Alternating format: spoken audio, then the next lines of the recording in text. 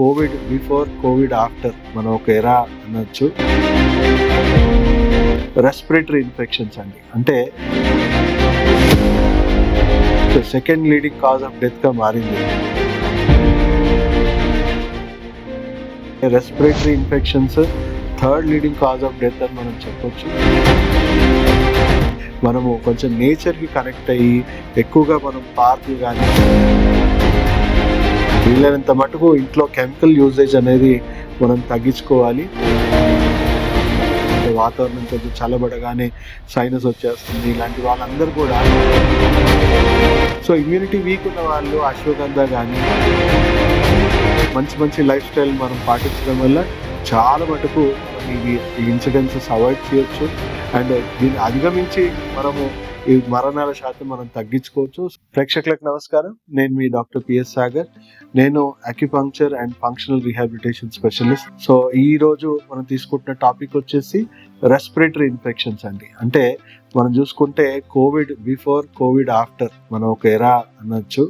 ఎందుకంటే almost second leading cause of death గా మారింది కోవిడ్ ఉన్న టైంలో. అలాగే దానికి ప్యారలల్ గా కాంపిటేటివ్ గా రెస్పిరేటరీ ఇన్ఫెక్షన్స్, అంటే రకరకాల రెస్పిరేటరీ ఇన్ఫెక్షన్స్ కూడా ఫోర్త్ లార్జెస్ట్ కిల్లర్ గా ఉండిపోయింది. సో ఇప్పటికి కూడా మనం చూసుకుంటే respiratory infections third leading cause of death అని మనం చెప్పొచ్చు. సో ఇది ఫ్లక్చుయేట్ అవుతూ ఉంటుంది, బట్ టాప్ 10లోనే ఉన్నాయి. సో ఈ రెస్పిరేటరీ ఇల్నెసెస్, రెస్పిరేటరీ ఇన్ఫెక్షన్స్ని మనము ఎలా నివారించుకోవచ్చు, ఎలా వచ్చాక ఎలాంటి వైద్యంతో మనము అద్భుతంగా ఫలితాలు పొందొచ్చు అనే విషయం మీద మనం అవగాహన కలిగిద్దాము. So first of all air pollution index రోజు రోజుకి పెరిగిపోతూ ఉంది. మీరు చూస్తున్నట్టయితే ఢిల్లీ లాంటి నగరాల్లో ఇప్పుడు శ్వాస పీల్చుకోవడం కూడా చాలా దుర్భరంగా మారిపోయింది.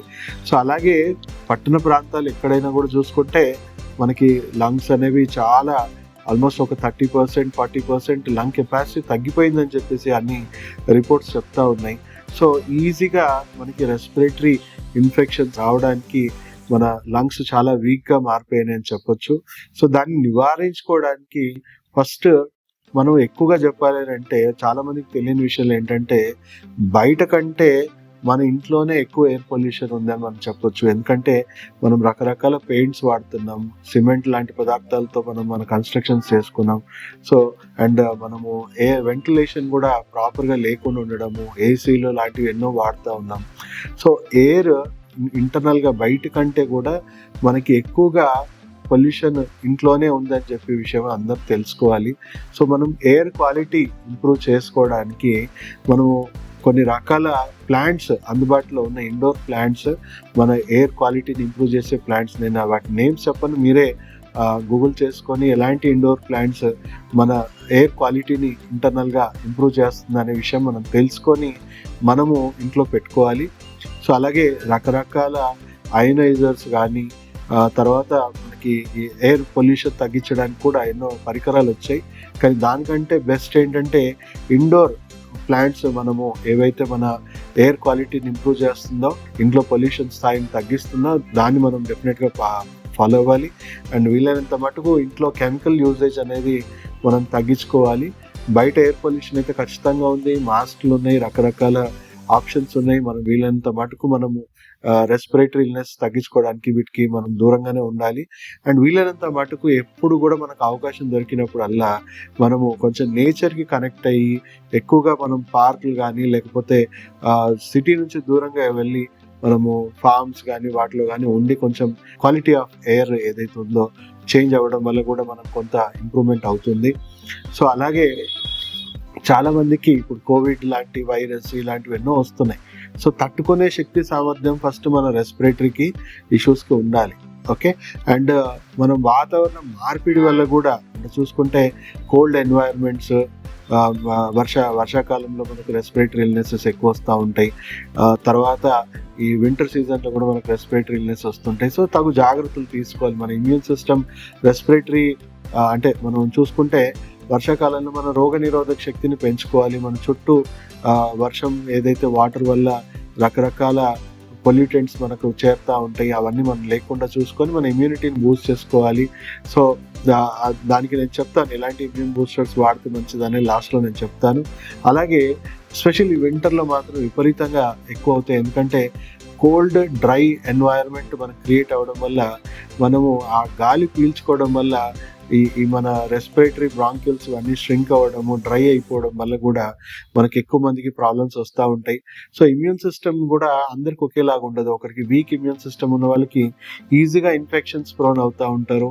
నార్మల్ ఇమ్యూన్ సిస్టమ్ ఉన్న వాళ్ళకి ఎలాంటి ప్రాబ్లం ఉండదు. వాళ్ళ బాడీకి కరోనా వచ్చినా ఏదొచ్చినా వాళ్ళ నుంచి ఇంకొకరికి స్ప్రెడ్ అవ్వడమే కానీ వాళ్ళకి ఎలాంటి ప్రాబ్లం ఉండదు. సో అందరికి కూడా బ్యాలెన్స్డ్ ఇమ్యూనిటీ డెవలప్ చేసుకోవడానికి మనం అందరం కూడా కృషి చేయాలి.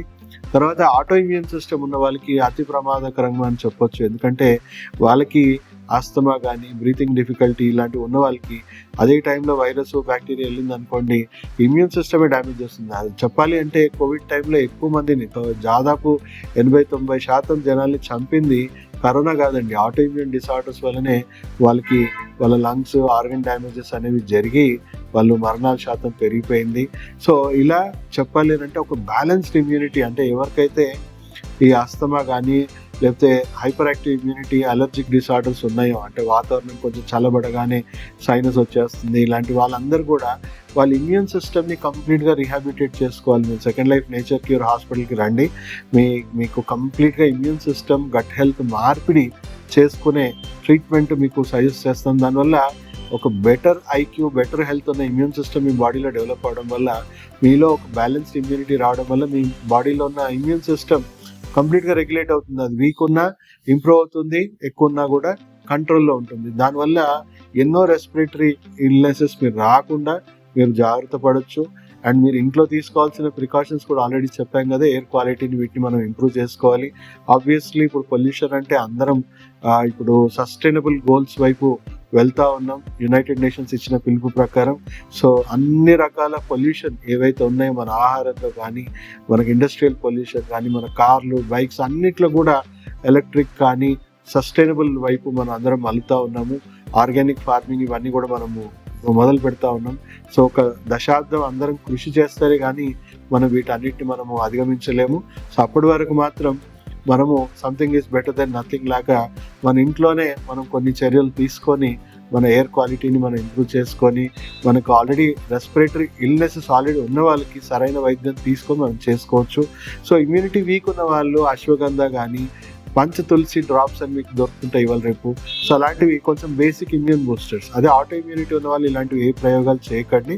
ఎందుకంటే మీకు ఇమ్యూన్ సిస్టమ్ బూస్ట్ చేయడం వల్ల ఇంకా ప్రమాదకరంగా మారుతుంది. కాబట్టి ఆటో ఇమ్యూనిటీ ఉన్న వాళ్ళు మాత్రం ఎలాంటి మీరు చేయకండి. కంపల్సరీ ఎక్స్పర్ట్ దగ్గరనే మీరు సరైన ట్రీట్మెంట్ తీసుకొని మీరు పూర్తిగా బయటపడడం మీకు మంచిది.